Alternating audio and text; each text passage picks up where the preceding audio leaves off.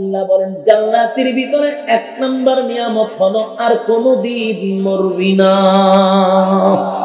একটা জবান বন্ধ রাখেন না, জোরে কোন আল্লাহু আকবার। এই জান্নাতের ভিতরে মরণ নাই। রব্বে কারীম বলেন জান্নাতের ভিতরে মরণ দিব না। দুনিয়ায় কেউ মরতে চায় না, দুনিয়ায় কেউ মরতে চায় না। আল্লাহ বলেন জান্নাতের ভিতরে অপেল ঘোষণা হবে মরণ নাই, মরণ নাই, মরণ নাই, মরণ নাই। তাহলে সবার চাহিদা হলো মরতে চাই না, কিন্তু মরা লাগবে। জান্নাতের ভিতরে মরণ দিবে না, জোরে কোন সুবহান। কয় নাম্বার? আরো জোরে। এক নাম্বার। দুই নাম্বার চাহিদা হলো পৃথিবীর কোন মানুষ বৃদ্ধ হতে চায় না। আপনারা চান? শেরপুরের মানুষ বৃদ্ধ হইতে চায়। এই বাজারে সেলুন আছে নি, দেখবেন সাদা দাড়ি লইয়া সেলুনে গেছে, বাইরে আইছে খালা হইয়া। বাস্তব না? সাদা দাড়িটা লইয়া সেলুনে ঢুকছে, বাইরে আইছে পুরা খালা হইয়া। বুড়ারে যদি জিজ্ঞাসা চাচা ঘটনা কিটা, দাড়ি দিয়ে আছেন সাদা, খালা করছেন কিনা? নাইলে বুড়া দেখা যায়। তাহলে এই চাচার উদ্দেশ্য বুড়া হতে, বুড়া হইতো, কিন্তু বুড়া হওয়া লাগবে নি। চাহিদা বুড়া হতে চায় না, কিন্তু বুড়া হওয়া লাগবে। দুনিয়াতে সব কবুল হয় না। কেউ যদি দোয়া করে আল্লাহ বুড়া বানায়েন না, বুড়া বানায়েন না, কবুল হইব? আল্লাহ বলেন বৃদ্ধ হতে হবে, বার্ধক্যে পৌঁছতে হবে। কিন্তু ঘোষণা দিলাম জান্নাতের ভিতরে আমি আল্লাহ তাদের বয়সকে 32 বছর বানায় দিব। 32 বছর টাটকা যুবক।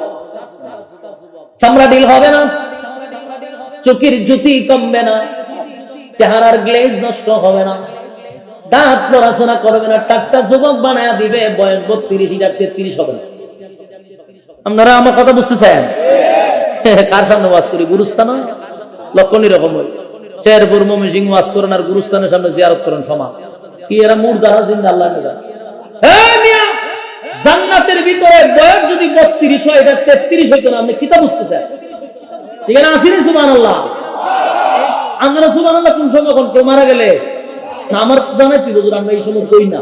তাহলে আমি বুঝারি মধ্যে হ কেউ মারা গেলে তোমার ঠাড়া বললে সুবহানাল্লাহ আমার কইয়ের মাঝে না। বলুন বয়স কত? এটা কি 33 হবে?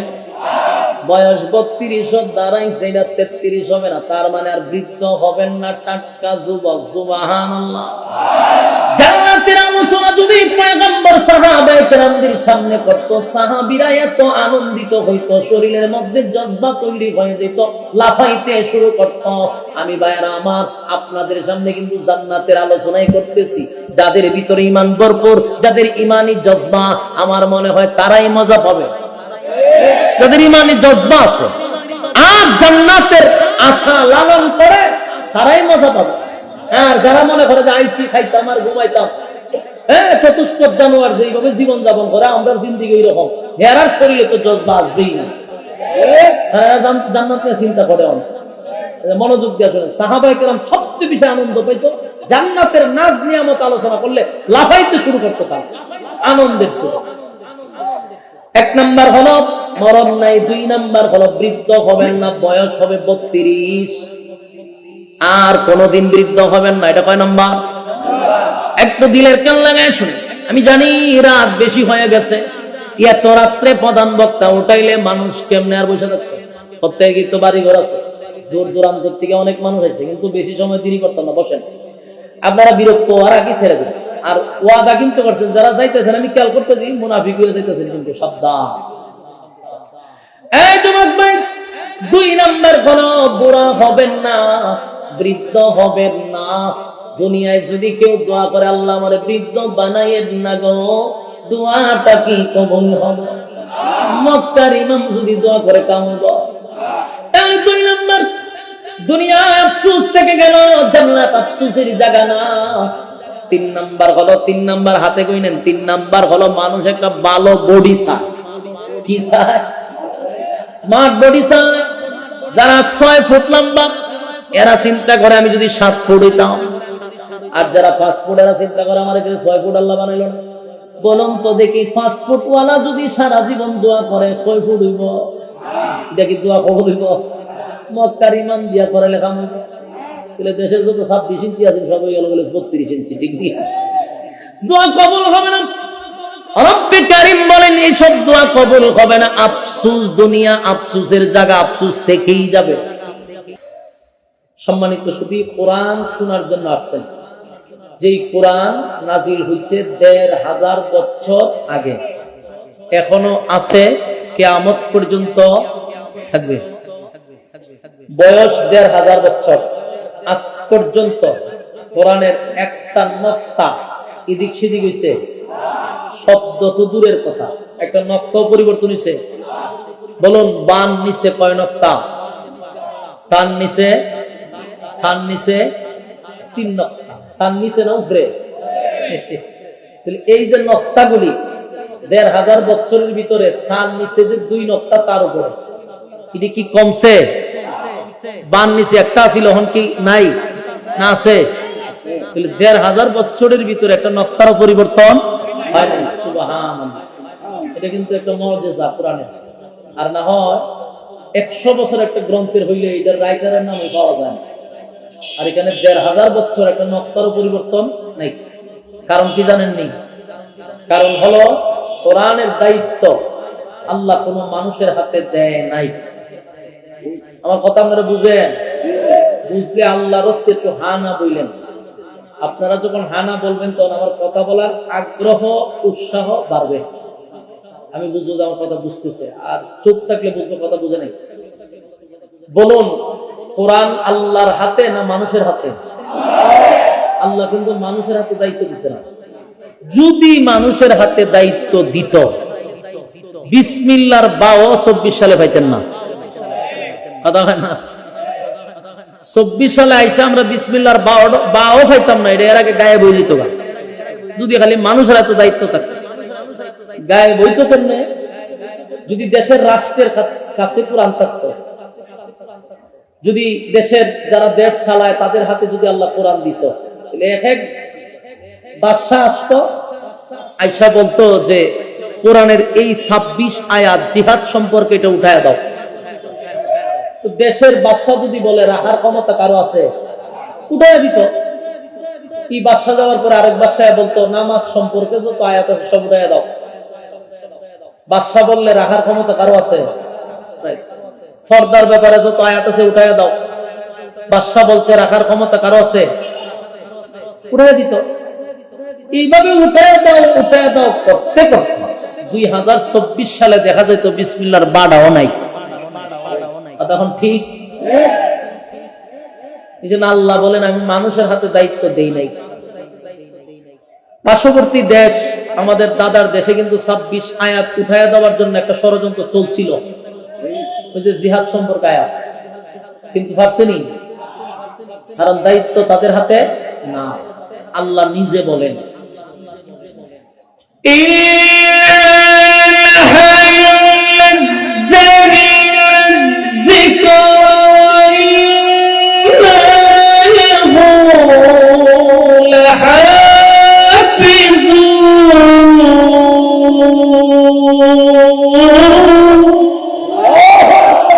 আল্লাহ বলেন নাযিল করছি আমি, তার হেফাজতের দায়িত্ব নিছি আমি। সুবহানাল্লাহ।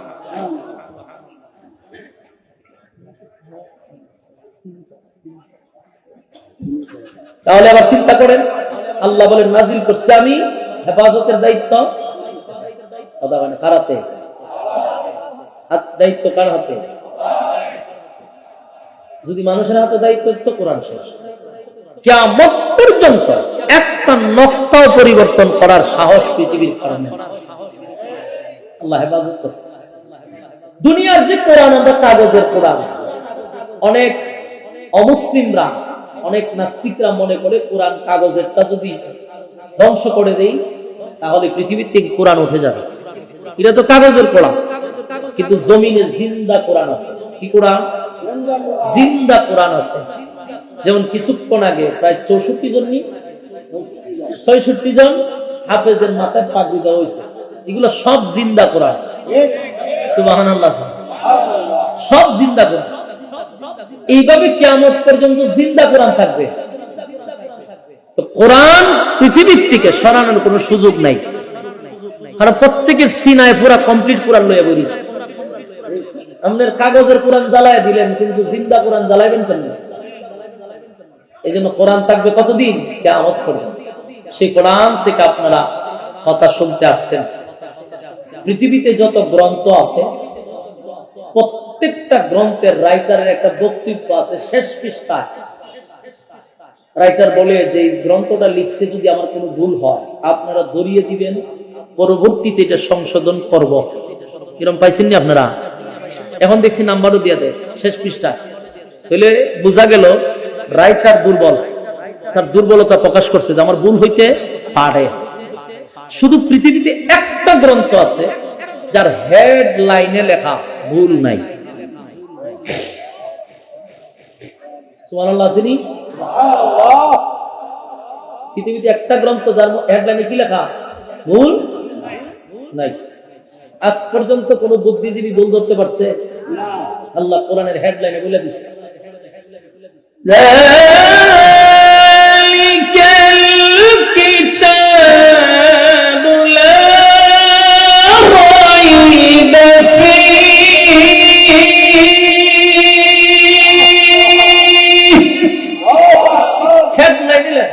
ভুল নাই, সন্দেহ নাই। সুবহানাল্লাহ। ভুল নাই এতটুক না, সন্দেহ করা যাবে না। সন্দেহ করলে ঈমান শেষ। সেই কোরআন থেকে কথা শোনার জন্য আপনারা আসছেন, নিঃসন্দেহে শুনবেন, না কোনো সন্দেহ আছে? আল্লাহ সবাইকে শ্রবণ করার তৌফিক দান করুন, আমিন। বলনেওয়ালাকে বলার তৌফিক দান। আমি আপনাদের সামনে কয়েকটা আয়াতে কারিমা তেলাওয়াত করছি। এর প্রথম আয়াত হলো ইয়া আইয়ুহাল্লাযীনা আমানু কু আনফুসাকুম ওয়া আহলিকুম নার। আল্লাহ কোরআনে বলেন, হে ঈমানদারেরা, তোমরা নিজে জাহান্নামের আগুন থেকে বাঁচো এবং তোমাদের পরিবার আহালকে জাহান্নাম থেকে বাঁচাও। এখানে একটা বিষয় খেয়াল করবেন, কোরআনে বহু জায়গায় ইয়া আইয়ুহাল্লাযীনা আমানু শব্দ আছে। এর দ্বারা আল্লাহ বুঝাইছে ঈমানদারকে, এবং আল্লাহ প্রত্যেক জায়গায় ঈমানদারকে সচেতন করে, ঈমানদারকে জাহান্নাম থেকে বাঁচার কথা বলে, ঈমানদারকে আল্লাহ ভয় পাওয়ার কথা বলে। ইয়া আইয়ুহাল্লাযীনা আমানুত্তাকুল্লাহা হাক্কা তুকাতিহ। আল্লাহ বলেন, হে ঈমানদাররা, আমি আল্লাহকে ভয় করো, ভয় করার মতো। তো ঈমানদারকেই আল্লাহ কিন্তু ওয়াজ করতেছে। ঈমানদারকে জাহান্নাম থেকে বাঁচার কথা বলে, ঈমানদারকে ভয় পাওয়ার কথা বলে, ঈমানদারকে ঈমান আনার কথা বলে। এখন প্রশ্ন হলো, আপনারা যারা এখানে আসছেন, যারা বসছেন, আমরা সবাই ঈমানদার কিনা? ইয়া আল্লাহ, আমার আওয়াজ এত কমটা, আপনাদের কি কথা বলতে কোনো অসুবিধা হয়? গুনাহ টুনা হয়ে গেছে আগুন জুড়ে, যে গরু জুড়াইলে কথা কইেন না, পতঙ্গ তাইলে কথা কইেন না, গুনাহ বিরম কইছে না তো, আওয়াজ দেন না কেন? বলুন যে কোরআনের এখানে যারা বসছেন কোরআনের কথা শোনার জন্য, সবাই ঈমানদার না বেঈমান? সবাই ঈমানদার। ঈমানের দাবি নিয়ে আমরা বসছি, তা আমরা তো ঈমানদার, কিন্তু আল্লাহ বলতেছে ঈমানদার জাহান্নামের আগুন থেকে বাঁচো।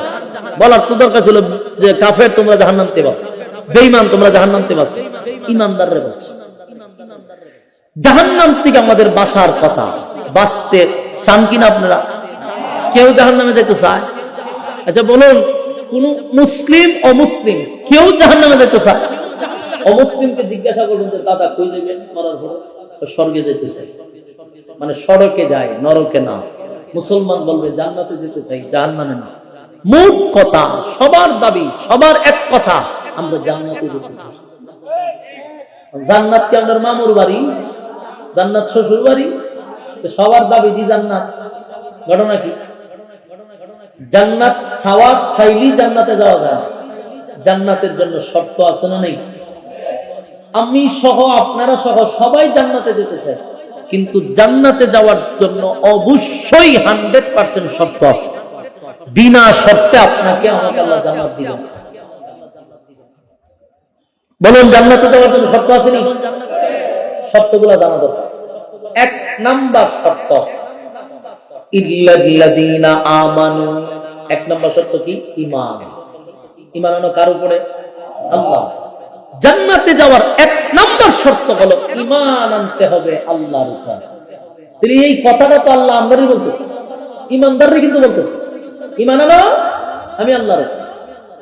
ঘটনা হইল আল্লাহ ইমানদারকে কেন বলে, বেঈমানকে বলে না কেন? তার কারণ হলো আপনারা সহজে বুঝবেন। আপনি যদি একজন বেনামাজিকে জিজ্ঞাসা করেন যে এক ওয়াক্ত নামাজ পড়ে না, বছরে শুধু 2 বার নামাজ পড়ে 2 ঈদে, এরকম একটা পাক্কা বেনামাজিকে জিজ্ঞাসা করবেন যে আপনি ইমানদার না বেঈমান, সে বড় গলায় বলবে আমি ইমানদার। কথা হয় না? বিশ্ব বিখ্যাত সুদখোর, যিনি সুদ খাওয়ার জন্য নোবেল পুরস্কার পাইছে, এমন একজন সুদখোররে যদি জিজ্ঞাসা করেন যে স্যার আপনি ইমানদার না বেঈমান, জোর গলায় বলবে আমার 14 গোষ্ঠী ইমানদার ছিল, আমিও ইমানদার। একজন জানাকুর 100 দর্শনের সেঞ্চুরি করছে এমন একটা লম্পট কেউ যদি জিজ্ঞাসা করেন, সেও বলবে আমি ইমানদার। দাবি কিসের? ইমানের। বলেন দাবি কিসের? ইমানের। ইমানদার সে দাবি করতেছে। মানুষ হত্যা করে, গুম করে এমন ঠেন্ডার বাজরে যদি জিজ্ঞাসা করেন তুই ইমানদার না বেঈমান, তবে আমি ইমানদার। আপনারা এখানে সবাই যদি জিজ্ঞাসা, সবাই বলবে ইমানদার। আপনারা সভাপতি হুজুরে জিজ্ঞাইলে উনিও বলবে ইমানদার। তাহলে সুরো ইমানদার, ইমানদারও ইমানদার। ঘটনা কি? বেনামাজিও ইমানদারের দাবি করে, সুদখোরে ইমানদার দাবি করে, ঘুষখোরে ইমানদার দাবি করে, টেন্ডারবাজি যারা করে তারাও ইমানদার দাবি করে, জানাকোরও ইমানদারের দাবি করে, সবাই ইমানদার। বলুন সবার ভিতরে কি ইমান আছে? আমার কথার একটু জবাব দেন আল্লাহর রাস্তে। আপনারা এই সাইডে ওয়াজ হইলে শ্রোতাদের একটা সমস্যা হলে কথা বলে না, কথা না বললে বলনেওয়ালার কথা বলার উৎসাহ তৈরি হয় না। আল্লাহর রাস্তে একটু কথা বলুন। বলুন সবার তো দাবি ইমানের, আসলে কি সবাই ইমানদার? জ্বর উঠলে পরে একটা থার্মোমিটার আছে, এটা বগলের নিচে দেয়, দিয়া ঠান্ডা বাইর করে 102 জ্বর, এটার নাম হলো থার্মোমিটার। আমরার ইমান মাপার থার্মোমিটার আমাদের হাতে নাই, যার জন্য বেঈমানও হয় ইমানদার, সুদখোরও হয় ইমানদার, ঘুষখোরও হয় ইমানদার, জানাকুরও হয় ইমানদার, পাক্কা বেনামাজিও হয় ইমানদার, বেপরদাওয়ালাও হয় ইমানদার। কিন্তু থার্মোমিটার আছে কার কাছে? আরো জুড়ে আল্লাহর কাছে থার্মোমিটার আছে। তাই আল্লাহ জানে যে তোরা দাবি করস ইমানের, কিন্তু তোরার ইমানের কোটা 0। তোরা ইমানের কোটা, তোরা দাবি করতেছ ইমানদার, কিন্তু তোদের ইমানের কোটা 0। এই জন্য আল্লাহ বারবার আমরারই বলে তোরা ইমান আন। যে বেঈমান তারা তো বলার দরকার নেই, এত সিল মারা, কিন্তু তুমি তো ইমানদারের বেশ নিয়া ইমানদার দাবি করতেছ। তোমার ভিতরে ইমান নাই কিন্তু দাবি করতেছ ইমানদার। যেন আল্লাহ বলে এই ইমানদার দাবি করনেওয়ালা ইমান আন। কথাটা কেমন বুঝতে পারছেন? কেন আমরারই বলে? কারণ আমরা দাবি করি ইমানদারের, কিন্তু আসলে আমাদের ইমান নাই। সকালে ঘর থেকে বাহির হয় ইমান নিয়া, বিকালে ঘরে ফিরে বেঈমান হইয়া। রাসূলের ভবিষ্যৎবাণী 2024 সাল। পাইছেননি? সম্মানিত সুধী, তাই আমাদের 1 নাম্বার শর্ত কি? জান্নাতে যাওয়ার জন্য শর্ত কি? আরো জোরে আপনার আওয়াজ এত কম কা, এতগুলা মানুষ ফাড়ায় ঘুরে গেছে। বলুন 1 নাম্বার শর্ত কি? ঈমান ছাড়া বিকল্প কোনো রাস্তা নাই। ঈমান ছাড়া বিকল্প কোনো, ঈমানের ব্যাপারে কোনো ছাড়ও নাই। সব দিতে প্রস্তুত, ঈমান দিতে প্রস্তুত না। আল্লাহ বলেন জান্নাত খালি দাবি করলে হবে না, শর্ত মানতে হবে। শর্ত কি? ঈমান। ইল্লাল্লাযীনা আমানু, 1 নাম্বার হলো ঈমান, শর্ত হলো ঈমান। ঈমান আনতে হবে। ঈমানের পরে যে আমলটা করবেন এটা হলো আমিলুস সালিহাত, নেক আমল করতে হবে। ঈমানের পরে নেক আমল। শুধু ঈমানদার দাবি করলেই হবে না, ঈমান আনলেই হবে না, ঈমানের পরে নেক আমল করতে হবে। রব্বে কারীম বলেন প্রত্যেকটা মানুষ জান্নাতে যেতে চায়, সবার চাহিদা হলো জান্নাত, জান্নাত, জান্নাত। জান্নাত কারো মামুর বাড়ি না, কারো শ্বশুর বাড়ি না। শর্ত মানার পরে জান্নাতে যাওয়ার সিদ্ধান্ত নেয়। 1 নাম্বার শর্ত হলো ঈমান। বলুন 1 নাম্বার শর্ত কি? কিছুটা কমান, বুঝা যায় না। 1 নাম্বার হলো ঈমান। ইল্লাল্লাযীনা আমানু, বান্দা ঈমান আনো আমি আল্লাহর উপর। শুধু মুখে মুখে স্লোগান দিলেই হবে না যে আমি ইমানদার। ইমান এমন একটা জিনিস, যদি জাররা পরিমাণ লইয়া কবরে যেতে পারে, মানে জাররা পরিমাণ লইয়া কবরে গেছে, তাও জান্নাতের গ্রাম পাওয়া যাবে। সুবহানাল্লাহ। কোন মানুষ যদি জাররা পরিমাণ ইমান লইয়া কবরে যায়, গুনার কারণে, অপরাধের কারণে লোকটাকে জাহান্নামের আগুনে আমার মালিক জ্বালাবে, পোড়াবে, কিন্তু একটা সময় উঠাইয়া আমার মালিক জান্নাতে ঢোকাবে শুধু ইমান থাকার কারণে। আর যদি ইমান না থাকে, মক্কায় গিয়া যদি নামাজ পড়েন 5 ওয়াক্ত লাভ হবে না, মদিনায় গিয়া কানলেও লাভ হবে না, কারণ আসল ফাউন্ডেশন হলো ঈমান। 2 নাম্বার কোন নেকামল, নেকামল, নেকামল, নেকামল, নেকামল ছাড়াও কোনো বিকল্প রাস্তা নেই। যুবক ভাইরা আমার, রব্বি কারীম বলেন ঈমান আনো, নেকামল করো, ঈমান আনো, নেকামল করো, এর বিনিময়ে আমি আল্লাহ জান্নাত দিব। জান্নাত কিন্তু চাইলে পাওয়া যায় না। প্রত্যেকটা মানুষের টার্গেট হলো জান্নাত আর জান্নাত। আল্লাহ বলেন জান্নাত তো তখনই দিব যখন তুমি শর্ত মানবা, তোমার রাসূলের তরিকা অনুযায়ী জীবন যাপন করার পরে তো জান্নাত। কথা কোন ঠিক? এর ভিতরে হিসাব আছে না নাই? প্রত্যেকটা মানুষকে হিসাব দিতে হবে, হিসাব দিতে হবে। দুনিয়ার জমিনে যারা আমরা বসবাস করতেছি, বলুন আল্লাহ কি আমরা অনর্থক পাঠাইছে, অনর্থক বানাইছে? আফাহাসিবতুম আন্নামা খালাকনাকুম আবাসাও ওয়া আন্নাকুম ইলাইনা লা তুরজাউন। রব্বি কারীম বলেন, অনর্থক বানাই নাই, অকারণে বানাই নাই, নিষ্প্রয়োজনে বানাই নাই। কেন বানাইলাম? ওয়ামা খালাকাতুল জিন্না ওয়াল ইনসা ইল্লা লিয়াবুদুন। যদি মানব আর দানব 2 জাতি বানাইছি ইবাদতের জন্য, ইবাদত যদি না করস বান্দারে আমি কিন্তু ছেড়ে দিব না। প্রত্যেকটা মানুষকে আমার আল্লাহ পুনরায় আমায় দাঁড় করাবে, পাই পাই পাই করে হিসাব দেওয়ার জন্য। হিসাব কিন্তু প্রত্যেকটা মানুষকেই দিতে হবে। বিশ্বাস হয়নি? কুল্লু নাফসিন বিমা কাসাবাত রাহিনা। প্রত্যেকটা মানুষ আল্লাহর দরবারে দাঁড়াইয়া হিসাব দিতে হবে। কিছু মানুষ ইল্লা আসহাবাল ইয়ামিন, কিছু মানুষকে মালিক বিনা হিসাবে জান্নাত দিবে। আসেনি সুবহানাল্লাহ? কিছু মানুষকে বিনা হিসাবে জান্নাত দিবে, আর কিছু মানুষের কাছ থেকে যখন হিসাব চাবে, হিসাব চাইলে কিন্তু দেওয়ার মতো যোগ্যতা কারণেই একটা দলকে আল্লাহ ঘোষণা করবে বিনা হিসাবে জান্নাত। যেই মাত্র শুনবে বিনা হিসাবে জান্নাত, ডান হাতে আমলনামা, আনন্দের ছুটে লাফাইতে থাকবে, লাফাইতে থাকবে। আল্লাহ জিগায় লাফাস করে, আনন্দে লাফাস। এত আনন্দ কেন? আল্লাহ বিনা হিসাবে জান্নাত দিছেন গো মালিক, খুশিতে লাফাইতে আসি, লাফাইতে আসি। আল্লাহ বলে বান্দা দাঁড়া, আমি জান্নাতে ঢোকার আগে তোদেরকে স্পেশাল কিছু নিয়ামত আমি দান করব। সুবহানাল্লাহ। যেই নিয়ামতগুলি দুনিয়ার জমিনে কোনো মানুষ কোনোদিন চেয়ে পাবে না, এমন কি নবী রাসূল চাইলেও আমার আল্লাহ দিবে না। কি বুঝলেন? দুনিয়াতে এমন কিছু নিয়ামত আছে যা চাইলে কোনোদিন পাবো না, এমন কি নবী রাসূল চাইলেও আল্লাহ দিবে না। আমার কথা কি বুঝতেছেন? কত বড় নিয়ামত। আল্লাহ বলেন দুনিয়ায় চাইলেও পাবি না, নবী রাসূল চাইলেও দিব না।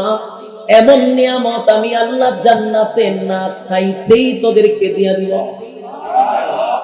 এই যুবক ভাই, দুনিয়াতে এমন কিছু নিয়ামত আছে গো, প্রত্যেকের চাহিদা, আমারও চাহিদা, আপনারও চাহিদা, কিন্তু মালিক দিবে না। কিন্তু আমরা যে পাবো না এটা আমরা জানি, কিন্তু এমন কোন দিন নাই, এমন কোন রাত নাই মানুষ এগুলা নিয়ে কল্পনা করে না। সবাই কল্পনায় পাবে, এটা যদি পাইতাম, আল্লাহ কয় দিব না। কারণ দুনিয়ার নাম হলো আফসোসের জায়গা। বলুন দুনিয়া কিসের জায়গা?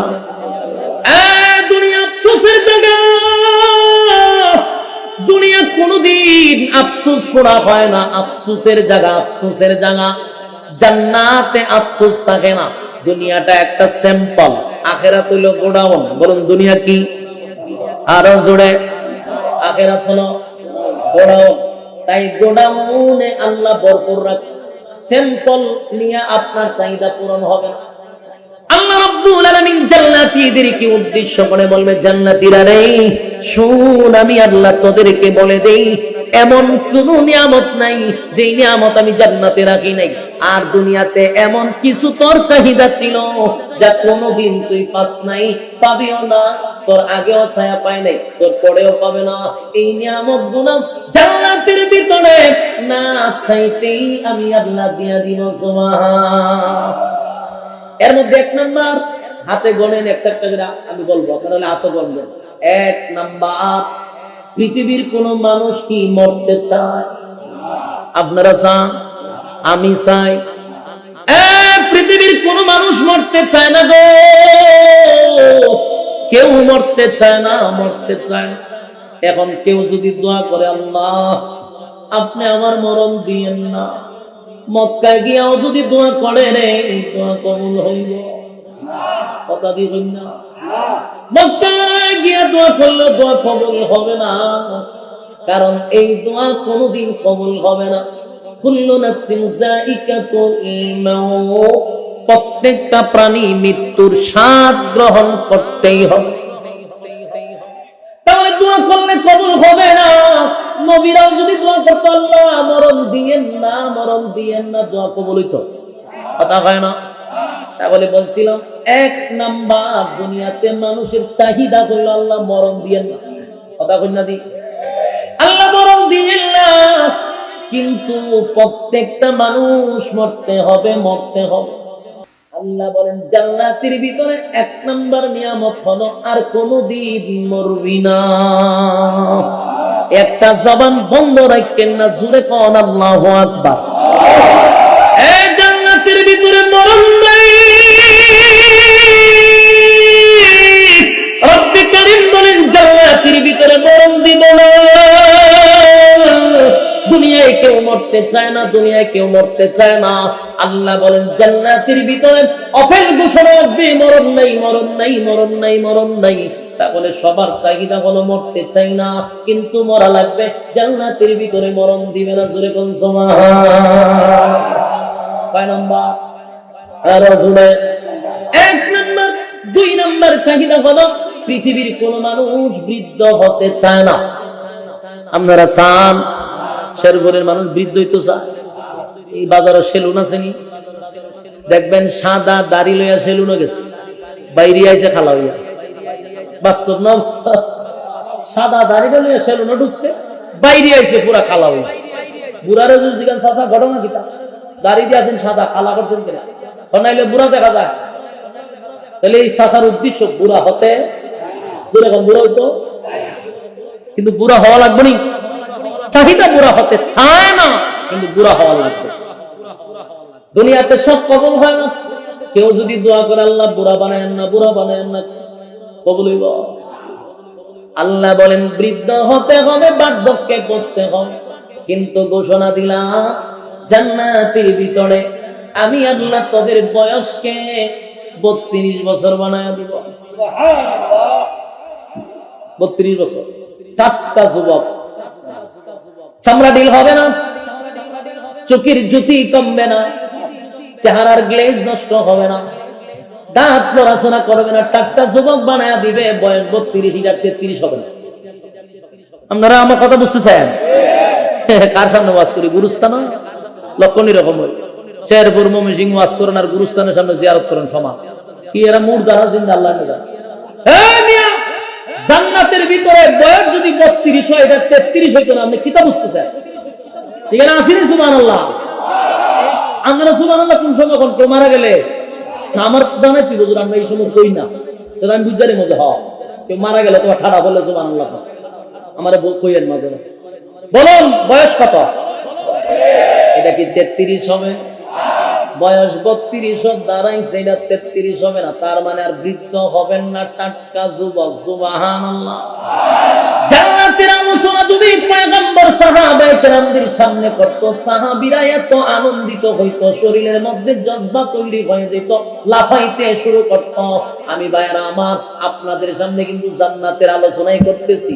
যাদের ভিতরে ঈমান ভরপুর, যাদের ঈমানি জজবা, আমার মনে হয় তারাই মজা পাবে, যাদের ঈমানি জজবা আছে আর জান্নাতের আশা লালন করে, তারাই মজা পাবে। আর যারা মনে করে যে আইছি খাইতাম আর ঘুমাইতাম, চতুষ্পদ জানোয়ার যেইভাবে জীবন যাপন করে, আমরা জিন্দিগি ওইরকম, হেরার শরীরে তো জজবা আসবেই না। জান্নাত নিয়ে চিন্তা করে মনোযোগ দিয়ে শুনে। সাহাবায়ে কেরাম সবচেয়ে বেশি আনন্দ পাইতো জান্নাতের নাজ নিয়ামত আলোচনা করলে, লাফাইতে শুরু করতো তারা আনন্দের সুরে। 1 নাম্বার হলো মরণ নাই, 2 নাম্বার হলো বৃদ্ধ হবেন না, বয়স হবে 32, আর কোনদিন বৃদ্ধ হবেন না। এটা কয় নাম্বার? একটু দিলের কান লাগায় শুনে। আমি জানি রাত বেশি হয়ে গেছে, এত রাত্রে প্রধান বক্তা উঠাইলে মানুষ কেমনে আর বসে থাকতো? প্রত্যেকে তো বাড়ি ঘর আছে, দূর দূরান্ত থেকে অনেক মানুষ হয়েছে, কিন্তু বেশি সময় দেরি করতাম না, বসেন। আপনারা বিরক্ত আর আগে ছেড়ে দেবেন। আর ওয়াদা কিন্তু করছেন, যারা যাইতেছেন আমি খেয়াল করতে দিই, মুনাফিক হয়ে যাইতেছেন কিন্তু, সাবধান। এই যুবক ভাই, 2 নাম্বার হলো বুড়া হবেন না, বৃদ্ধ হবেন না।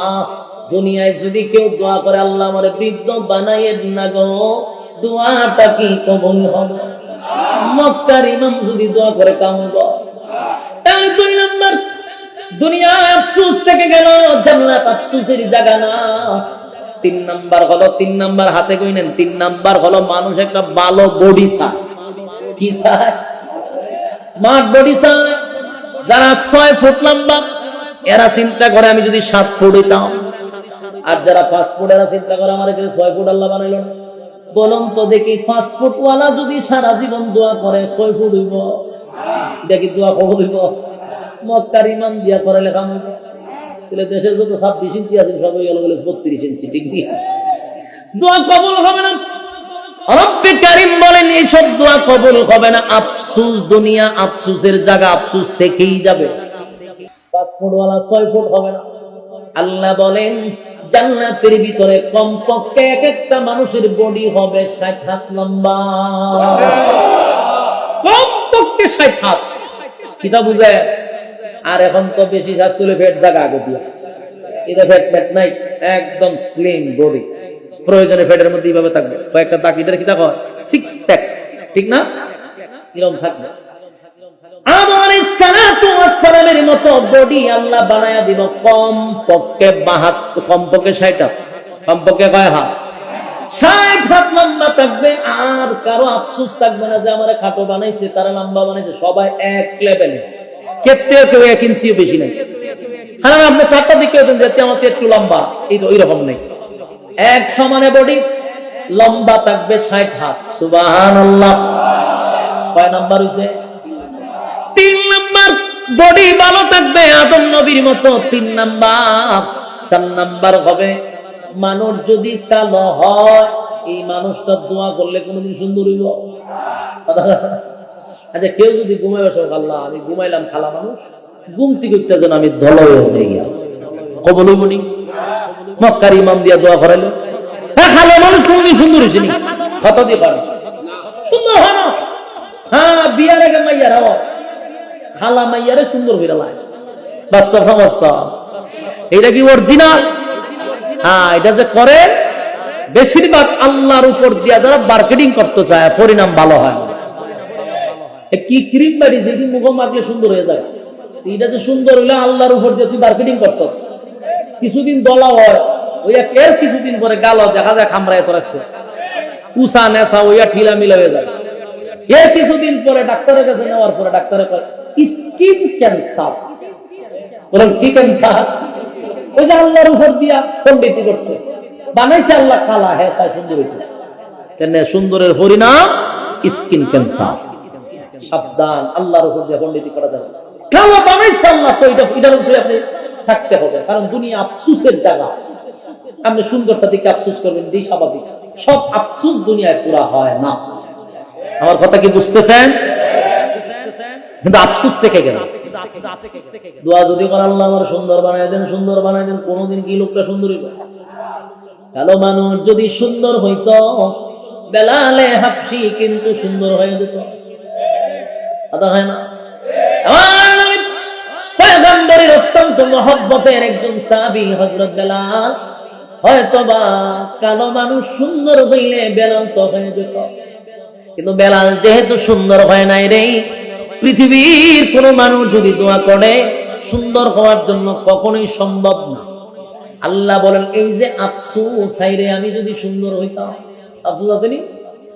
আয়নার সামনে গিয়ে খারাপ আমি একটু সুন্দর হইলে ভালো আছে, মনের মধ্যে একটা আফসোস আসেনি? কথা হয় না? সামনের চুল ডাইনে নেই, ডাইনের চুল বামে নেই, নিয়ে মনে মনে কয় একটু সুন্দর হইলে ভালো আছে।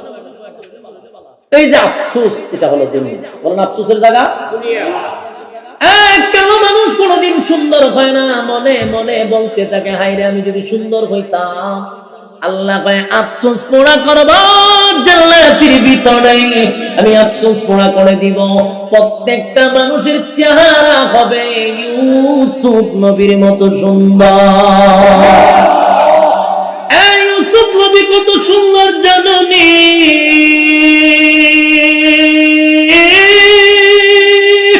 ইউসুফ নবীর চেহারা মুবারক দেখা মিশরের মেয়েরা পাগল হয়ে গেছিল, হাত কেটে বলেছে, বলতেই পারে না। এই সুন্দর চেহারার আকর্ষণে কইরা হাত কেটে বলেছে। আল্লাহ বলেন প্রত্যেকটা জান্নাতি যুবকদেরকে ইউসুফ নবীর মতো সুন্দর করে বানায় দিব। খুশি না বেজা? কয় নাম্বার হইছে?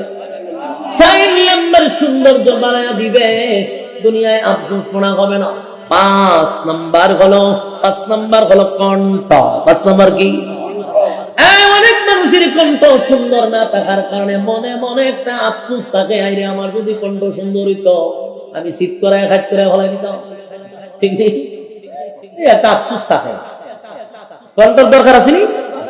এক বেচারা বিবাহ করছে, শিল্পপতি, টাকার কোনো অভাব নাই, তো বেচারা এক বাপের একটা ছেলে, কিন্তু বেচারা খুব কালো। কালো কি অস্ত্রের কালো? হাসি দিলে দাঁত দেখা যায়, আর কিচ্ছু দেখা যায়, কিন্তু টেহা তো আছে। আর আমাদের দেশের স্বভাব হইল খালা হোক আতুর টেহা থাকলে মেয়ে হওয়া যায়।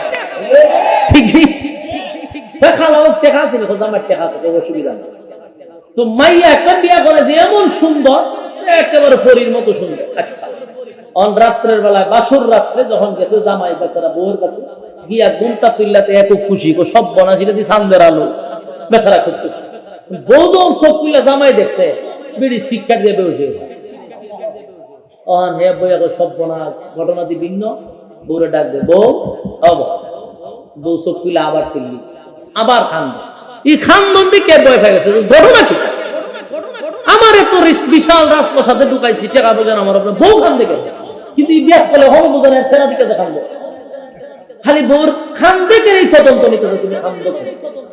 যখন দেখছে খান্দা থামে না, এ চিন্তা করেছে যাক বউর একটু আনন্দ দেওয়ার দরকার। হ্যাঁ মনে করছে কি তা যে বাপের বাড়িতে যাইছে, মা বাপ সেইরা ব্যথায় ব্যথিত হইয়া এই কারণে কান্দে। আচ্ছা যাক, বউর মনটা একটু আনন্দ করে দিল। হ্যাঁ কি করছে, চোখ মুজা গানও টান দিছে, যে গান গাইয়া বউর একটু মনটা ভর্তি করে দিল। গানও যে টান দিছে, চোখ খুললা দেখে বউ নাই। বউগুলো কি দাঁড়াচ্ছে? বউ নাই।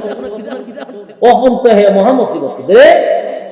গানও টান দিলাম বউরে আনন্দ দেওয়ার জন্য, বউ গেল ঘর থেকে বাইরে গিয়ে দেখে বাহিরে উড়ানে হইরা বইরা খাবে।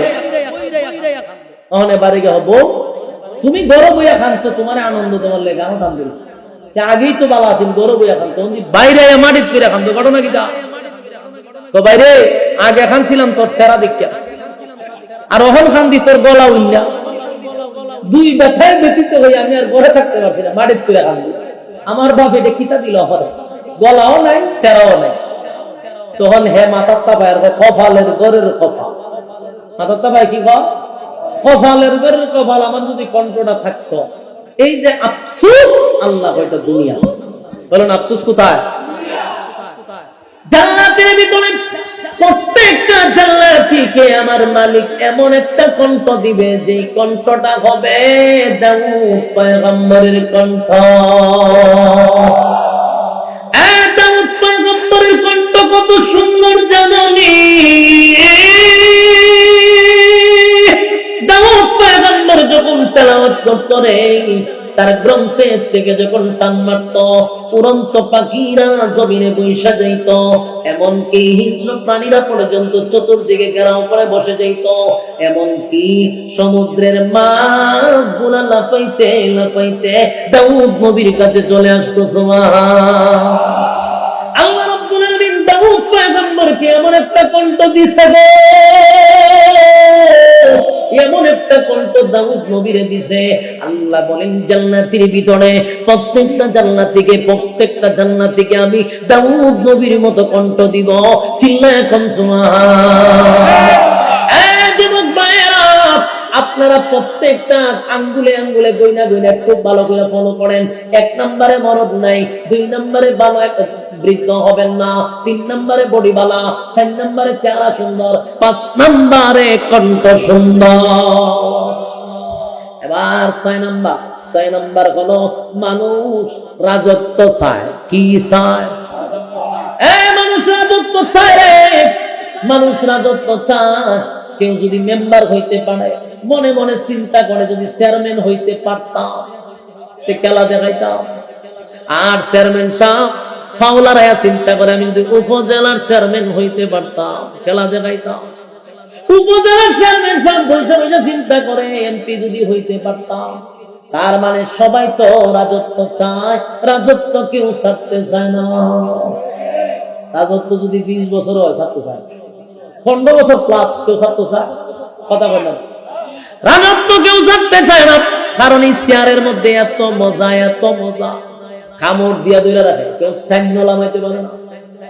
আল্লাহ কয় রাজত্ব চায়, কিন্তু দুনিয়ার রাজত্ব কোনদিন স্থায়ী হয় না। কথা হয় না? দুনিয়ার রাজত্ব কোনদিন স্থায়ী হয় না। এই রাজত্ব অস্থায়ী, এটা স্থায়ী নয়।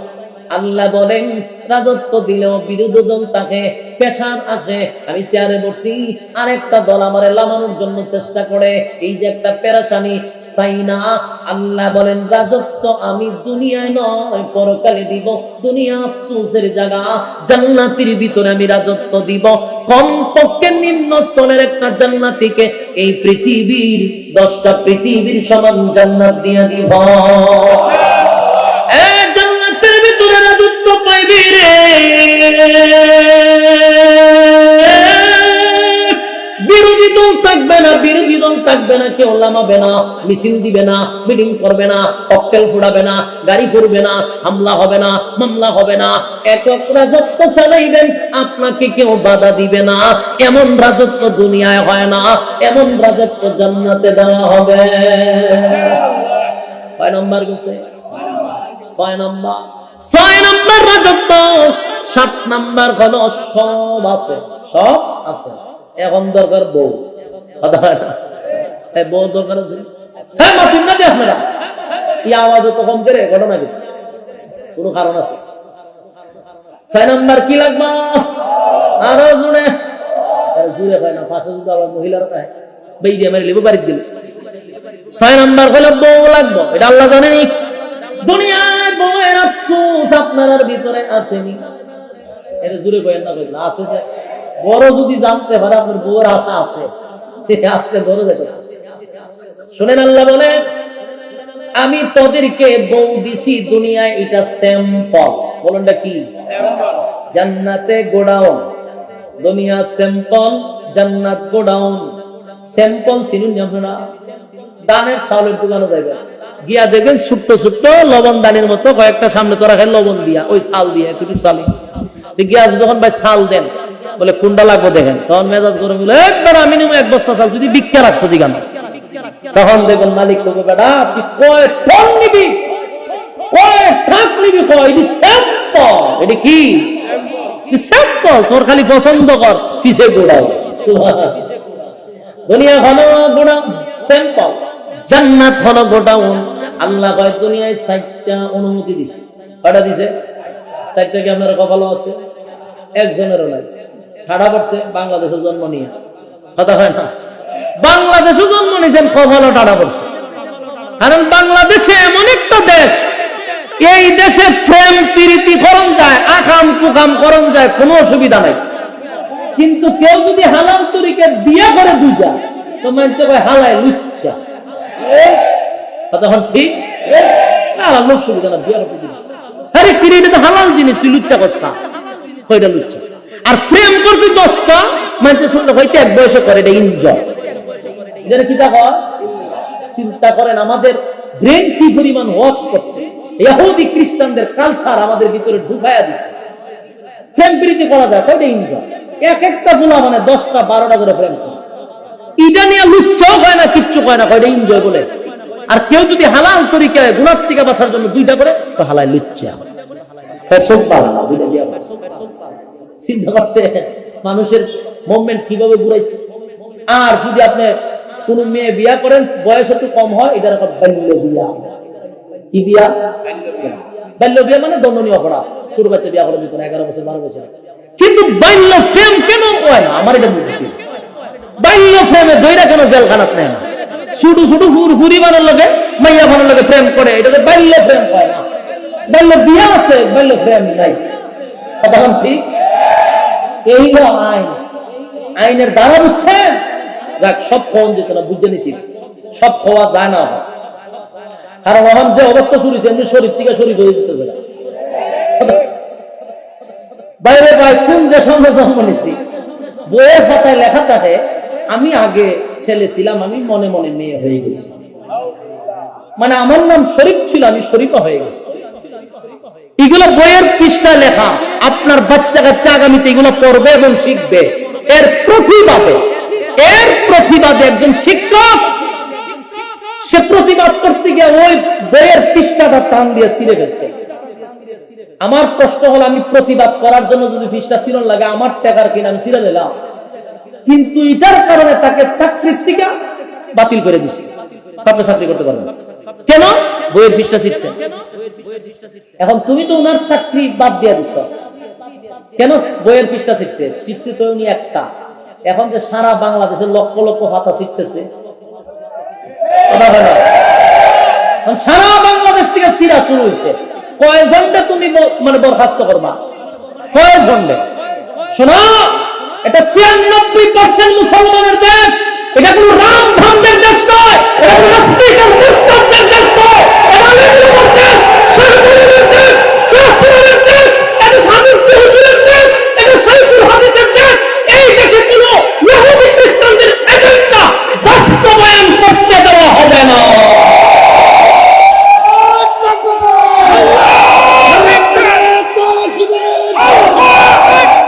খ্রিস্টানদের দালালেরা,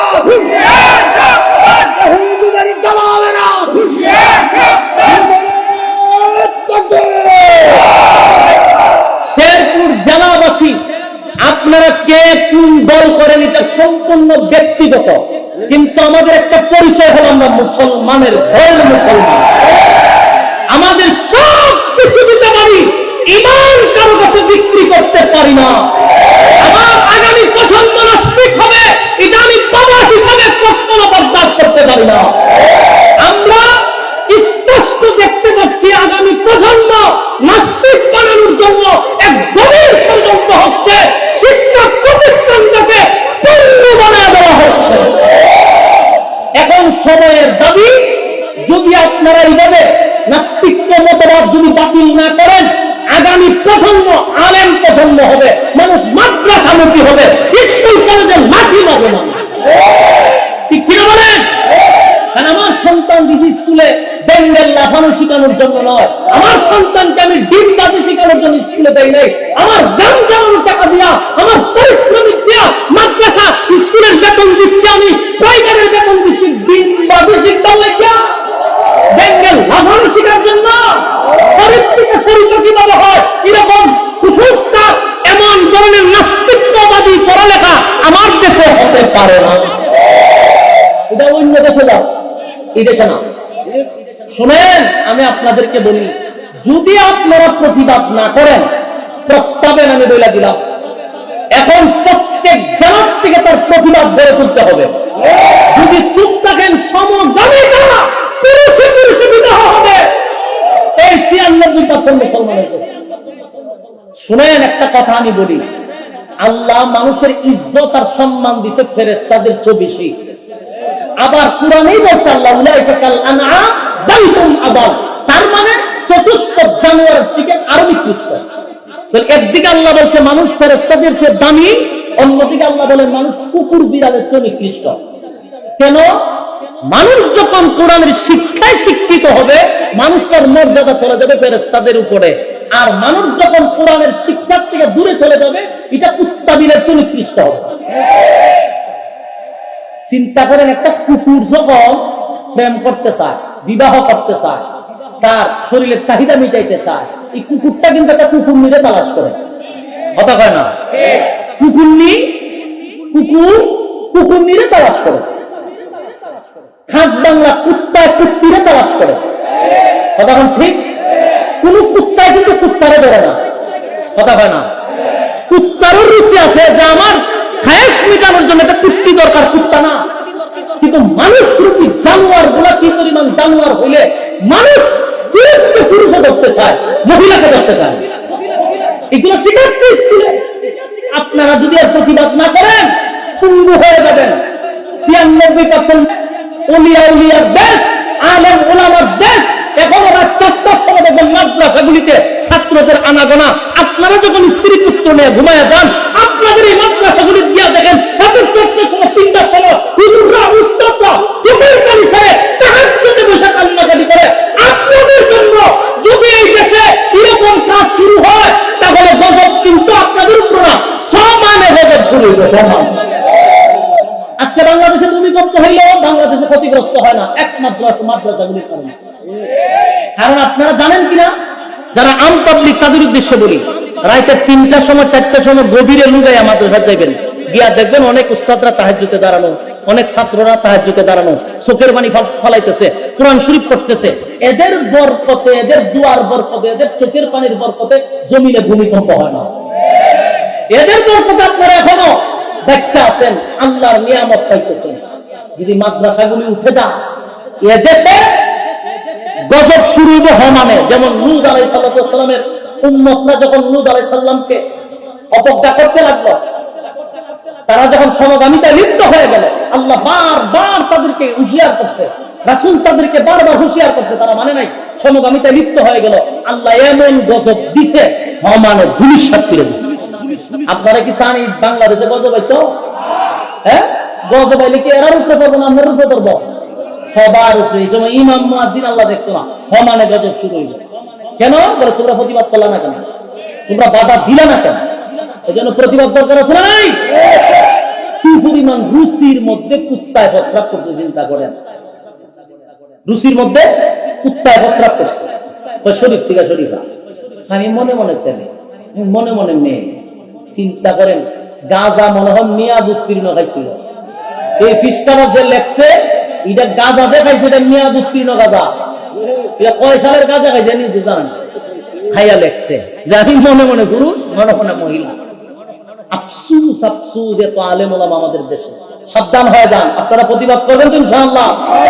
প্রতিবাদ গড়ে তুলতে হবে। এবার আসুন, মানুষের মুভমেন্ট ঘুরাইয়া দিচ্ছে যে এদেশে 2 বিবাহ করলে মানুষ লুচ্চা কয়, চরিত্র খারাপ কয়, অথচ 10টা 15টা প্রেম প্রীতি করে, কোনো অসুবিধা নেই। বাস্তব না বাস্তব? প্রেম করে বিয়ে করছে না, আপনার লাভার লইয়া লইয়া লইয়া লইয়া হোটেল মোটেলে যায়, কোনো অসুবিধা নাই। একজন বৈধ স্ত্রী নিয়ে গেলে জিগায় আপনার কাবিল নামা আছে। বাস্তব না বাস্তব? এই হলো বাংলাদেশ। সম্মানিত শুধু আল্লাহ কয় আমি 4টা অনুমতি দিছি, কিন্তু কপালে টানা পড়ছে, তোরা একটা উপযোগিতা করতে পারছ। এটা আমরা কপালের দোষ, ঠিক নেই? কিন্তু আল্লাহ কয় আমি জানি প্রত্যেকের চাহিদা দিয়ে আর একটা করতে চায়, ঠিক নেই? কিন্তু প্রথম বাধা হইল ঘরে, এরপরের বাধা হইল সমাজে, এরপর হইল রাষ্ট্রে। কিন্তু আল্লাহ জান্নাতের ভিতরে কমপক্ষে নিম্ন স্থলের জান্নাতীকে 72টা করে বউ দেওয়া হবে। কয়টা করে বউ? সুবহানাল্লাহ। খুশি না আপনারা? এরা টেনশনে পড়ে গেছে, যদি কি টাকা এটা কেমনে সম্ভব? জান্নাতে কি হারবাল আছে? হ্যাঁ কথা বল না, প্রস্রাবও নাই, পায়খানাও নাই, কথা বুঝতেছে? বউ থাকবো কটা? কমপক্ষে নিম্নে 72টা। স্পেশাল জান্নাতীদের বউর কোনো অভাব নেই। একটা বউয়ের দিকে তাকায় কিন্তু 40 দিন যাবে সুবহানাল্লাহ। বাড়িতে গিয়া কমপক্ষে কটা? জান্নাতের ভিতরে কমপক্ষে 72টা বউ দেওয়া হবে। নিম্ন স্তরের জান্নাতি যদি কেউ স্পেশাল জান্নাতি হয়, বউয়ের কোনো অভাব নাই। সুবহানাল্লাহ। তাহলে কয় নাম্বার গেল? 7 নাম্বার হলো দুনিয়াতে মানুষের চাহিদা আছে রে। মানুষ চায় বিয়ার একটা করতে কিন্তু পারে না। দুনিয়া আফসোসের জায়গা, দুনিয়া আফসোসের জায়গা। আল্লাহ বলেন জান্নাতের ভিতরে ওয়াদা দিলাম, জান্নাতের ভিতরে আমি কমপক্ষে 72টা বউ দিব। এক একটা বউয়ের দিকে তাকাইয়া 40 দিন চলে যাবে রে। এত সুন্দর বড় গিলমান আমি আল্লাহ তোকে দান করব। 72টা বউ দিব, কোনো ঝগড়া নাই, কোনো হিংসা নাই, কোনো ভেদাভেদ। দুনিয়ায় 2টা বিয়া করলে অশান্তি কিন নাই না করে তুলে, ঠিক নেই? আমার আর কেউ জ্বালানির দরকার নাই, আমাদের এটাই যথেষ্ট, কথা ঠিক? কিন্তু জান্নাতের ভিতরে 72টা বউ থাকবে, কোনো ঝগড়া নাই, স্বামীর প্রতি কোনো রাগও নাই। সুবহানাল্লাহ। জান্নাতের ভিতরে 7 নাম্বার বউ দিবে। এবার আসুন 8 নাম্বার। 8 নাম্বার হলো চরিত্র। 8 নাম্বার কি? আমরা যে চরিত্র, এই চরিত্র দিয়া যদি আল্লাহ জান্নাতে ঢুকাইতে পারে, আর চরিত্র যদি এরকমই থাকে, জান্নাতের ভিতরে দুর্ঘটনা ঘটালে কথা কথা কি? আমরা যে চরিত্র যে খারাপ, আর একজনের হুড়ি গিলমা টাইনে এত জ্বালা গালি সম্ভাবনা আছে না? আল্লাহ এই চরিত্র দিয়ে জান্নাতে ঢুকাইতাম না। তোরা যে চরিত্র খারাপ, তোরা শরীর থেকে শরীর হয়ে যাস গা, তোরা কুত্তার থেকে তোর রুচি খারাপ, তো সুতরাং তোরার এই চরিত্র দিতাম না। প্রত্যেকটা মানুষের চরিত্র থাকবে আযীম চরিত্র।